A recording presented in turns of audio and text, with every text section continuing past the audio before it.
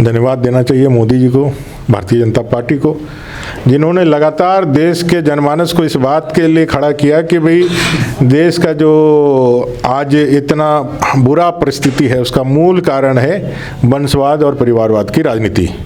वंशवाद की और परिवारवाद की राजनीति के कारण देश जो है खोखला हो गया है, दीमक की तरह उस देश के संसाधनों को खोखला किया है।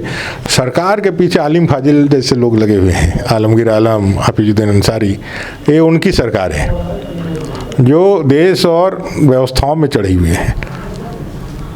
जितने भी एंटी सोशल एलिमेंट्स हैं, राष्ट्र विरोधी ताकतें हैं, वो सारे लोग एकजुट होकर के देश कैसे कमज़ोर हो, राज्य कैसे कमज़ोर हो, देश की राष्ट्रीयता की भावना, देश के सौ की भावना नहीं जागृत हो, इसके लिए एक योजनाबद्ध तरीके से लगे रहते हैं। खरीद फरोख्त गाय, बैल, मूली, गाजर, केला, गाजर का होता है।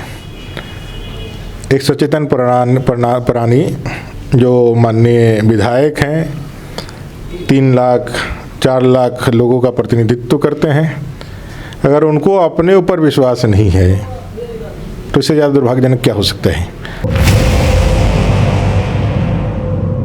झारखंड की राजनीति में जो उठापटक पिछले 3-4 दिनों से चल रही थी, मुख्यमंत्री की गिरफ्तारी हो, उसके बाद नई सरकार बनाने का दावा हो, फिर विधायकों का फ्लाइट पकड़ के हैदराबाद जाने का बात हो, फिर फ्लाइट कैंसिल होना हो, फिर लास्टली अब वो जो उठापटक थी वो समाप्त हो गई है। इन्हीं सब मसले पर बात करने के लिए हमारे साथ नेता प्रतिपक्ष अमर कुमार बावरी हैं। समझते हैं वो इस पूरे मसले को कैसे देखते हैं। पहले जोहार।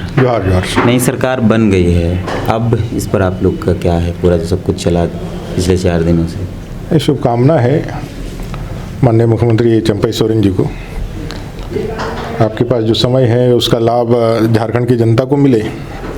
3.5 करोड़ झारखंड की जनता के उन तमाम विमर्शों को, उन विषयों को जो माननीय हेमंत सोरेन जी ने ध्यान नहीं दिया, नहीं किए, जिसके बुनियाद पे वो आए थे सरकार में, आप उसको पूरा करें। आपको ये अवसर मिला है खास कारण से, वो कारण है भ्रष्टाचार। जो पिछली सरकार ने भ्रष्टाचार किया था उसके कारण उसको त्यागपत्र देना पड़ा और नई सरकार का फॉर्मेशन हुआ और आप मुख्यमंत्री बने। इस बात का ध्यान लगा करके उसकी प्रतिछाया ना बन के रह जाए, आप झारखंड के आशा और आकांक्षाओं को पूरा करने वाला एक मंत्रिमंडल के साथ एक नेतृत्व प्रदान करें, ऐसी शुभकामनाएं हैं। सरकार बन गई लेकिन फिर भी सारे विधायक चले गए हैदराबाद। उनको डर है कि बीजेपी खरीद फरोख्त करेगी, तोड़ देगी। खरीद फरोख्त गाय, बैल, मूली, गाजर, केला, गाजर का होता है। एक सचेतन प्राणी जो माननीय विधायक हैं 3 लाख 4 लाख लोगों का प्रतिनिधित्व करते हैं, अगर उनको अपने ऊपर विश्वास नहीं है तो इससे ज़्यादा दुर्भाग्यजनक क्या हो सकता है। बेसिकली एलिगेशन बीजेपी पे लगा करके वो अपनी कमियों को, खामियों को छिपाना चाहते हैं। वो खामियां हैं क्या? वो कमी और खामी यह है कि उनके अंदर अंतर्विरोध है, अंतरकला है।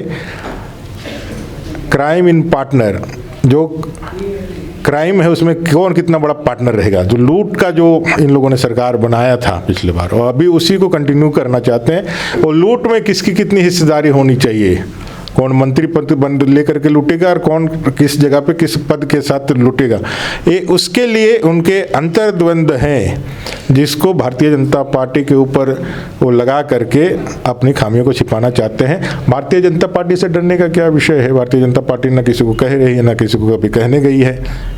आप अपने लिए, अपने कारण से डर रहे हैं और इसका पूरा अगर यदि कोई जिम्मेवार है तो जेएमएम, कांग्रेस और आरजेडी खुद है। भारतीय जनता पार्टी का कहीं लेना देना दूर दूर तक नहीं है।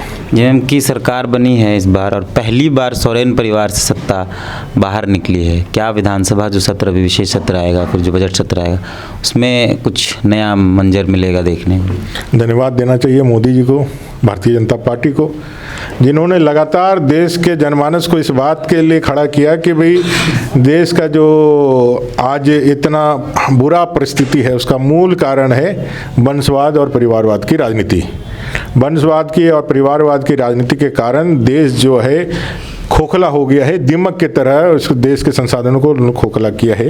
यह जो आभा मंडल, ये जो जनमानस तैयार हुआ था, उसी के दबाव में, नैतिक के दबाव में इनको अवसर मिला है। ये इनको मालूम होना चाहिए और इसका लाभ जो है आने वाले जो भी आपके कार्यकाल है उसमें झारखंड की जनता को मिलना चाहिए, मेरा यह कहना है।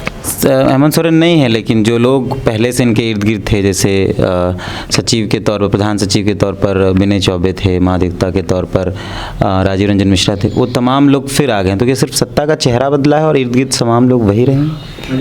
सत्ता का चेहरा बदलता है और फोर्सेज वही रहती है।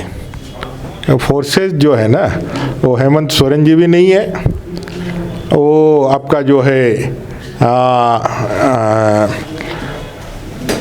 चंपई सोरेन जी भी नहीं है। सरकार के पीछे आलिम फाजिल जैसे लोग लगे हुए हैं, आलमगीर आलम, हाफिजुद्दीन अंसारी, ये उनकी सरकार है जो देश और व्यवस्थाओं में चढ़ी हुई है।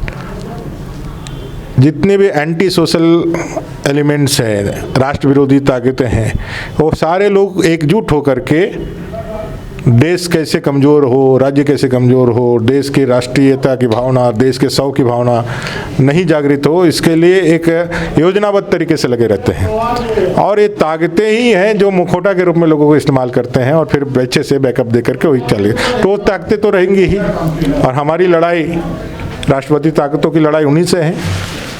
तो भाई चेहरा ही बदला है, बाकी एजेंडे भी वही रहेंगे, चाहे वो धर्मांतरण को तीव्र गति देना हो, लैंड जिहाद करवाना हो या फिर डेमोग्राफी को चेंज कराना हो, सारी चीज़ें वही रहेंगी। भ्रष्टाचार सबसे बड़ा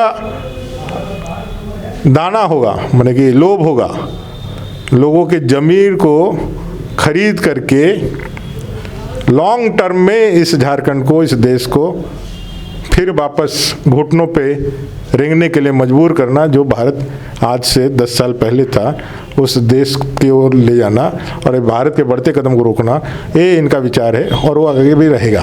आखिरी सवाल है, बजट सत्र आने वाला है और बतौर नेता प्रतिपक्ष पहली बार आप बजट सत्र में मौजूद रहेंगे, कितना मज़ेदार आएगा, कितना आक्रामक रहेंगे, किस तरीके से प्लानिंग चल रही है? सरकार अभी फ्लोर टेस्ट करेगी 5-6 तारीख को, फ्लोर टेस्ट हो जाने चाहिए, उसके बाद फिर बजट सत्र पे बात करेंगे हम लोग। बहुत धन्यवाद।